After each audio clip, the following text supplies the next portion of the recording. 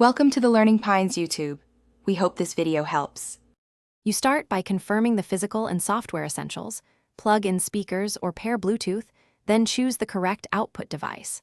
Once done, open Settings Sound to verify the selected device matches your hardware and launch the volume mixer to see per app levels. You do this now because fixing the wrong device wastes time. Ensuring the mixer shows active output helps you target adjustments precisely.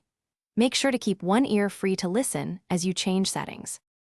You now adjust the system slider, then fine-tune individual app sliders in the volume mixer so music and calls sit correctly. If levels seem stuck, right-click the tray speaker icon and choose Troubleshoot or Open Sound Settings to access device properties. In Properties, check Enhancements. Loudness equalization or a simple EQ can boost perceived volume without distortion.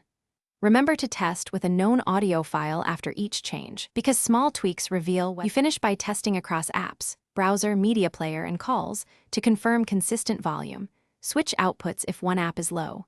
If volume is still too low, update or reinstall the audio driver via Device Manager, because driver issues often cause muted or distorted sound. One quick troubleshooting tip: run the Windows Audio Troubleshooter first. It can reset settings and detect conflicts, saving time versus a full reinstall. If nothing works, check hardware on another computer to isolate the fault. Thanks for watching. Consider subscribing if we helped you.